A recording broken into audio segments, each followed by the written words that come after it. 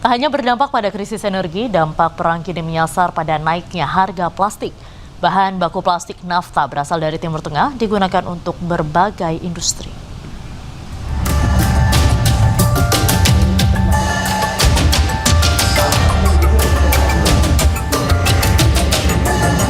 Aini, pedagang minuman es di Cirebon, Jawa Barat ini mengeluh melonjaknya harga plastik kemasan beberapa waktu belakangan. Plastik menjadi kebutuhan utama untuk sedotan serta kemasan minuman es yang dijualnya. Jika ia menaikkan harga jual es, pembeli pasti mengeluh, sementara jika tak dinaikkan ia hanya mendapat untung tipis. Alih-alih saling mengerti, pembeli justru komplain saat harga minuman es naik Rp1.000. Iya, komplain, malah katanya enggak Bu aja. Itu naik semua, sedotan naik, plastik naik.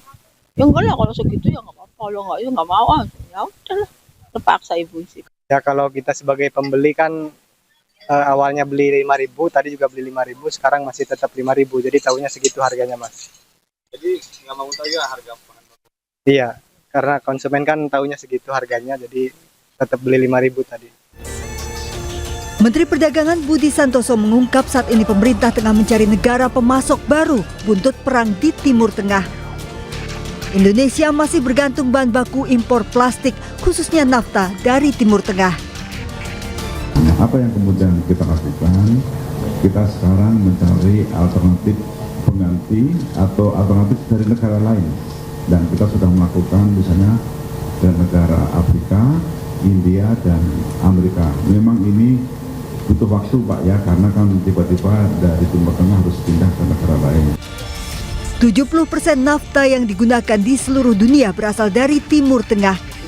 Nafta tidak hanya digunakan untuk bahan baku plastik, namun juga produk rumah tangga, mainan, suku cadang otomotif, sarung tangan karet hingga ban. Tim Liputan iNews melaporkan.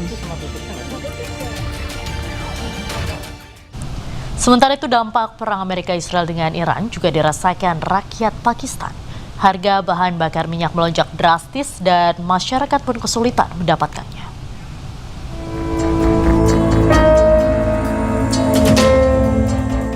Daerah Balochistan, Pakistan menghadapi kekurangan bahan bakar yang semakin parah. Hari Jumat waktu setempat terpantau sejumlah SPBU tutup dan warga pun harus mendorong kendaraan motor mereka. Ribuan pedagang dan pekerja transportasi kehilangan pendapatan karena tidak mampu membeli bahan bakar dengan harga yang melonjak drastis.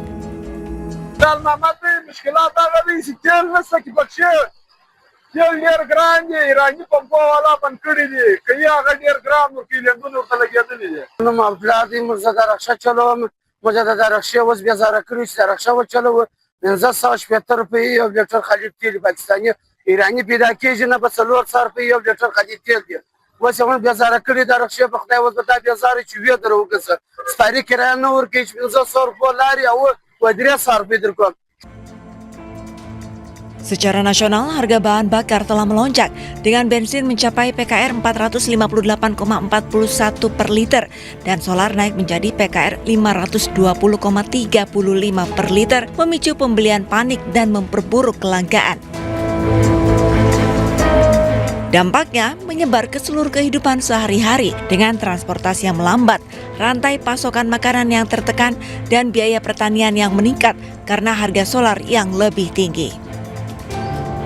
Pemerintah setempat telah menerapkan langkah-langkah penghematan, termasuk 4 hari kerja dan peralihan ke sekolah daring dalam upaya mengurangi konsumsi bahan bakar. Gelombang protes pecah di Pakistan setelah pemerintah menaikkan harga bahan bakar secara tajam yang dipicu lonjakan harga minyak dunia akibat krisis di Timur Tengah.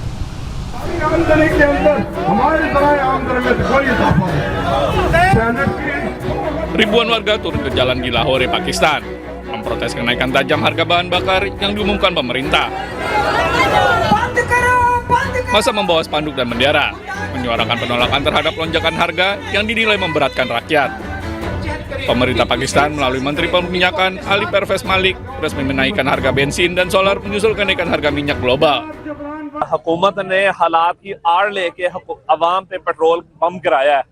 आलमी मंडी में इतनी कीमतें नहीं बढ़ी जितनी इन्होंने जनाब पाकिस्तान के अवाम पे जुल्म किया इन्होंने, और चूंकि हर चीज़ का तल्लक पेट्रोल के साथ होता है, गरीब अवाम बिल्कुल पिस जाएगी इसके साथ। हर चीज़ महंगी हो गई है। Kondisi ini semakin menekan ekonomi domestik dan memicu kekhawatiran akan gelombang protes yang lebih luas. Di tengah situasi yang memanas, masyarakat mendesak pemerintah segera mengambil langkah untuk menstabilkan harga dan melindungi daya beli rakyat. Masuki hari terakhir libur panjang Paskah, ribuan kendaraan wisatawan terus memadati jalur utama menuju gerbang tol Paster. Jasa Marga mencatat sebanyak 32.000 lebih kendaraan masuk ke gerbang tol Paster untuk kembali ke kota asal. Tingginya jumlah kendaraan wisatawan membuat kawasan Jalan Junjunan yang mengarah ke gerbang tol Paster mengalami kemacetan. Kemacetan semakin parah karena banyak mobil yang berhenti untuk membeli oleh-oleh. Jasa Marga memprediksi kemacetan akan terjadi hingga tengah malam nanti, mengingat masih banyak kendaraan wisatawan yang masih mengitari kota Bandung.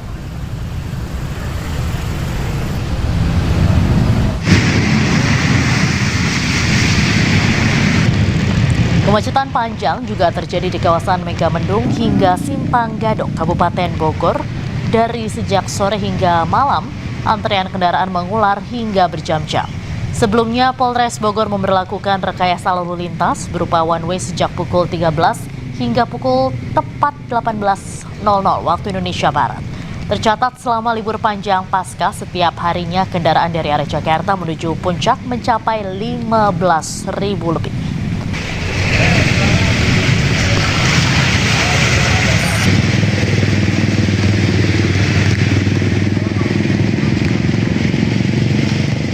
Dan untuk mengetahui situasi terkini pemirsa, kami telah terhubung dengan jurnalis iNews Wildan Hidayat di Simpang Gadok Puncak Bogor, Jawa Barat, dan Ervan David di jalan menuju tol Paster Bandung, Jawa Barat. Selamat malam rekan-rekan, saya ke Wildan Hidayat terlebih dahulu. Wildan, bagaimana situasi arus lalu lintas? Apakah kemacetan sudah terurai? Ya, Yandra, selamat malam dan juga pemirsa. Saat ini arus lalu lintas di Simpang Gadok sudah diberlakukan dua arah. Artinya saat ini sudah tidak ada rekayasa lalu lintas one way. Setelah sebelumnya sejak pukul 13 waktu Indonesia Barat tadi siang diberlakukan one way dari arah Puncak menuju Jakarta. Dan saat ini sudah diberlakukan penormalan dua arah, baik dari arah Jakarta menuju Puncak maupun arah sebaliknya, Diandra, dari arah Puncak menuju Jakarta. Namun seperti terlihat di belakang saya, Diandra, saat ini masih mengular, Diandra, dari arah Jakarta menuju Puncak. Dan saat ini masih ada beberapa titik yang jadi rawan kemacetan seperti di Pasir Angin ini, Diandra, karena masih banyak keluar masuk kendaraan dari arah tempat-tempat wisata. Dan diduga saat ini masih banyak wisatawan yang masih berada di wilayah Puncak ini, Diandra. Ya. Baik, terima kasih Wildan Hidayat melaporkan langsung dari kawasan Puncak Bogor. Selanjutnya kita ke Ervan David di Tol Paster Bandung. Bagaimana situasi arus lalu lintas saat ini di sana? Ya, selamat malam Diandra dan juga pemirsa. Memasuki arus balik libur panjang Paskah, ribuan kendaraan memadati jalur menuju gerbang tol Paster, dan salah satunya tempat saya melaporkan yaitu kawasan Jalan Dr. Junjunan, Kota Bandung, dan nampak ribuan kendaraan wisatawan sudah mengantri agar dapat memasuki area tol Paster sejak seminggu siang tadi. Dan dari data Jasa Marga per hari ini sudah ada 32.033 kendaraan yang mengarah ke Jakarta menuju ke gerbang tol Paster. Sementara untuk gerbang tol Cileunyi sebanyak 36.629 kendaraan. Sementara untuk akumulasi